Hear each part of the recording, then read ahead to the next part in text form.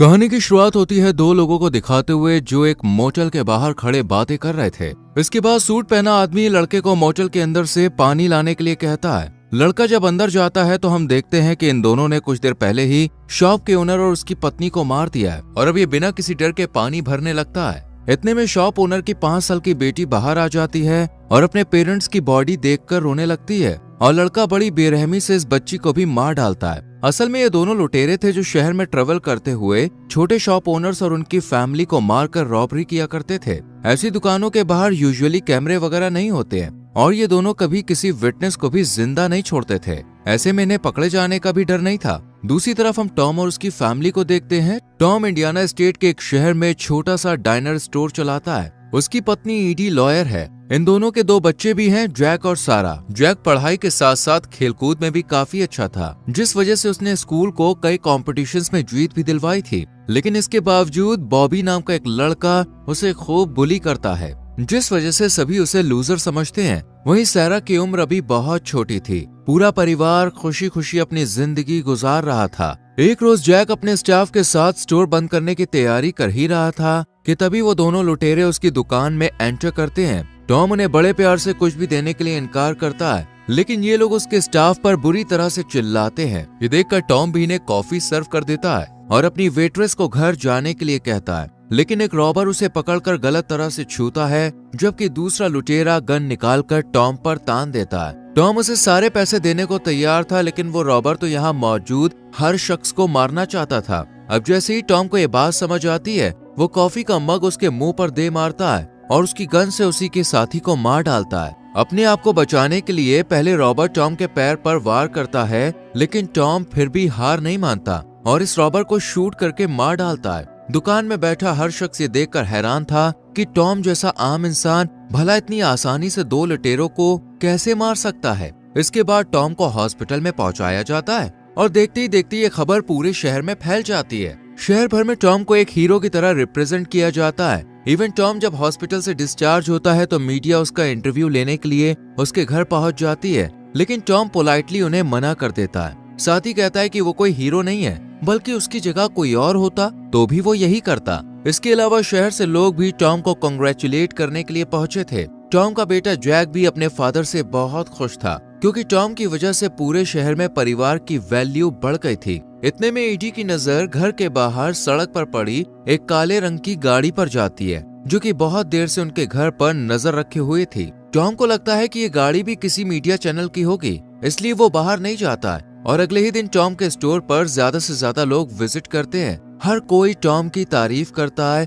और उसे बधाई भी देता है। ईडी को पता होता है कि टॉम की शॉप पर बहुत सारे कस्टमर्स हैं, जिन्हें कंट्रोल करने के लिए उसका स्टाफ भी कम पड़ रहा है, इसलिए वो अपने काम से छुट्टी लेकर टॉम की मदद के लिए आती है। इसी बीच यहाँ पर 3 आदमी एंटर करते हैं, जिनका बॉस था कार्ल। कार्ल दुकान में आते ही टॉम को जोई नाम से प्रोनाउंस करता है। इस पर टॉम कहता है कि वो जोई नहीं टॉम है। कार्ल तुरंत अपना चश्मा उतारते हुए कहता है कि शायद अब तुम्हें कुछ याद आ जाए, लेकिन टॉम फिर भी जोई नाम के किसी भी शख्स को पहचानने से इनकार करता है और कार्ल अपने लोग के साथ यहाँ से चला जाता है। ईडी को डर था कि कहीं ये रॉबर से ना जुड़े हुए हों, इसलिए वो शहर के शेरिफ सैम को फोन कर इन लोगों के बारे में बताती है। शेरिफ भी शहर से बाहर जाने वाली रोड पर इन तीनों से पूछताछ करता है कि वो यहाँ पर क्यों आए थे। इस पर कार्ल बताता है कि वो ट्रेवलर है और यहाँ सिर्फ घूमने और कॉफी पीने के लिए आए थे। इतना कहकर कार्ल बेखौफ होकर यहाँ से निकल जाता है। शाम होते ही शेरिफ ईडी और टॉम से मिलने इनके घर पहुँचता है और कार्ल के बारे में बताता है, जो फिलाडेल्फिया का रहने वाला था और बहुत ही बड़ा माफिया गैंग का हिस्सा था।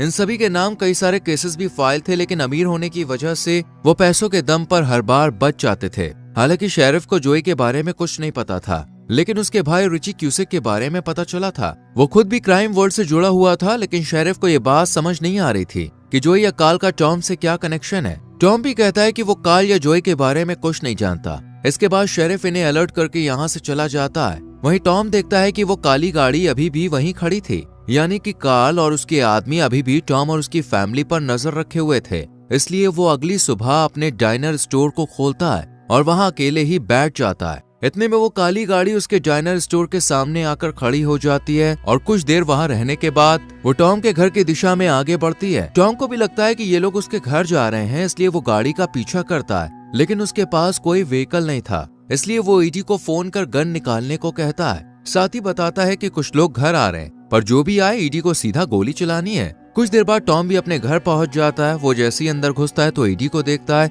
जो गन ताने उसके सामने खड़ी थी। ईडी बहुत घबराई हुई थी, वही टॉम भी डरा हुआ था, लेकिन इनका ये डर अभी खत्म नहीं होने वाला था, बल्कि ये दोनों हर पल डरे सहमे से रहने लगते हैं। अगले दिन जब ईडी अपनी बेटी सारा के साथ शॉपिंग पर जाती है तो सारा कहीं गायब हो जाती है। ये देखकर ईडी बुरी तरह से डर जाती है और पूरी दुकान में सारा को ढूंढती है, लेकिन वो कहीं नहीं थी। इतने में ईडी की नजर दूसरी दुकान पर पड़ती है जहाँ सारा थी। वो सारा को गले लगा लेती है और इसके पीछे उसे काल भी दिखाई देता है। ईडी काल पर गुस्सा करती है और पूछती है कि वो उसके परिवार के पीछे क्यों पड़ा है। ईडी कहती है कि वो जिसे ढूंढ रहा है वो कोई और है, टॉम का जोई से कोई लेना देना नहीं है। लेकिन कार्ल अभी भी इसी बात पर अड़ा था कि टॉम ही जोई है। वो ये भी कहता है कि अगर टॉम जोई नहीं है तो उसने इतनी आसानी से दो लोगों को कैसे मार गिराया। ये सुनकर ईडी को भी शक होता है, लेकिन वो बिना कोई जवाब दिए सारा को लेकर निकल जाती है। दूसरी तरफ हम जैक को देखते हैं, जिसे बॉबी सबके सामने परेशान कर रहा था। वो उसे बार बार लड़ने के लिए उकसा रहा था, साथ ही उसके परिवार के बारे में भी भला बुरा कह रहा था।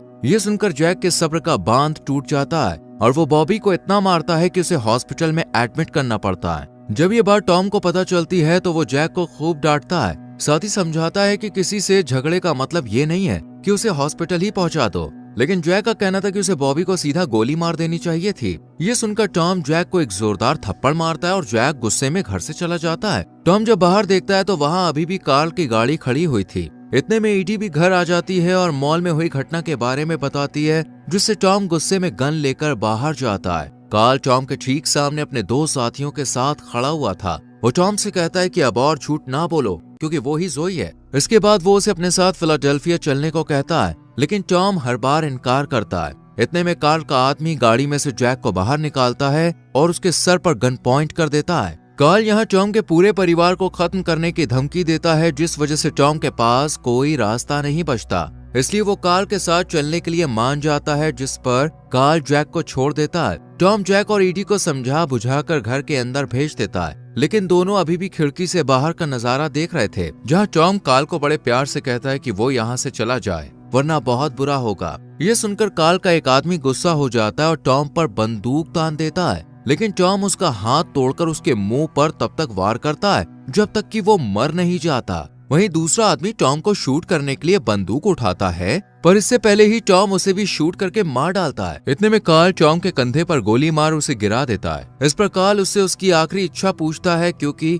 अब वो उसे मारने वाला था। तब टॉम कहता है कि फिलाडेल्फिया में मेरे पास तुम्हें मारने का मौका था। जब मैंने तुम्हारी आंख फोड़ी थी तभी मुझे तुम्हें मार देना चाहिए था। तब कार्ल एक क्रीपी सी स्माइल देता है, क्योंकि फाइनली वो जान गया था कि यही जोई है। पर इससे पहले कि कार्ल टॉम को मारता, जैक गन से शूट करके मार डालता है और अपने फादर की जान बचा लेता है। इसके बाद टॉम को हॉस्पिटल में एडमिट किया जाता है, जहाँ पे हम ईडी को बहुत ही डरा हुआ देखते हैं, क्योंकि अब उसे भी लग रहा था कि टॉम ही जोई है। टॉम भी अपनी पत्नी को यूं डरा हुआ देखकर उसे सब कुछ सच बताने का फैसला करता है और अपने पास्ट के बारे में रिवील करता है। टॉम बताता है कि उसका असली नाम टॉम नहीं जोई क्यूसेक है और वो फिलाडेल्फिया की क्राइम फैमिलीज के लिए काम किया करता था। जोई पैसा लेकर लोगों की जान लेता था। शुरू में उसे डर लगा, लेकिन फिर उसे काम करने में मजा आने लगा और उसने कई लोगों को मारा। लेकिन कार्ल उसका आखिरी शिकार था, जिसकी उसने आंख फोड़ी और फिर क्राइम की उस दुनिया से हमेशा के लिए बाहर आ गया, क्योंकि उसकी मुलाकात ईडी से हुई और उसने फैसला किया कि वो ईडी के साथ शादी करके एक नई जिंदगी बसाएगा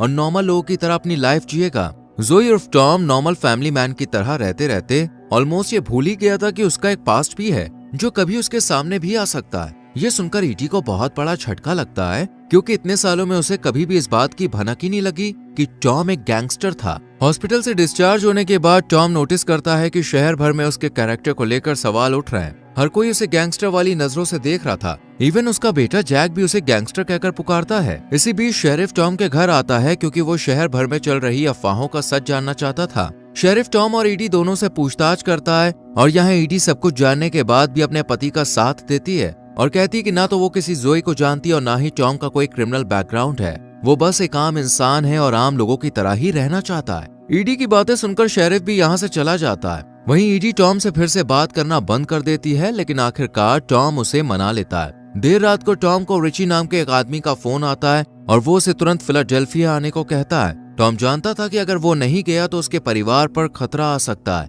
इसलिए वो 12 घंटे की लंबी ड्राइव के बाद फिलाडेल्फिया पहुंचता है और यहाँ एक बार में मिले आयरिश माफिया के मेंबर के साथ रिची के अड्डे पर पहुंचता है। रिची टॉम का सगा भाई और आयरिश माफिया का सबसे काबिल लीडर था, जो इतने सालों बाद अपने भाई से मिलकर उसे जोई नाम से पुकारता है। रिची का कहना था कि अगर जोई नहीं जाता तो वो आज माफिया वर्ल्ड का सबसे बड़ा लीडर होता, लेकिन जोई के एक फैसले ने सब कुछ बदल दिया। जब से वो काल की आंख फोड़कर गया है, तब से सभी माफिया ग्रुप्स के बीच में लड़ाई छिड़ गई है। टॉम रिची से अपनी गलती के लिए माफी मांगता है, लेकिन रिची का उसे माफ करने का कोई इरादा नहीं था। वो अपने आदमी को इशारा करता है जो पीछे से वार करके टॉम को मारता है, लेकिन टॉम आज भी पहले वाला जोई ही था। वो रिची के गन निकालने तक उसके सभी आदमियों को ढेर कर यहाँ से फरार हो जाता है। रिची और उसकी गैंग टॉम को ढूंढने लगती है। उन्हें लग रहा था कि शायद टॉम यहाँ से बाहर चला गया है, लेकिन टॉम वहीं था और वो एक एक करके रिची के सभी आदमियों को मार के रहता है। साथ ही वो रिची यानी अपने सगे भाई को भी शूट करके मार डालता है। असल में टॉम नहीं चाहता था कि कोई भी उसके परिवार को नुकसान पहुंचाने के लिए जिंदा बचे,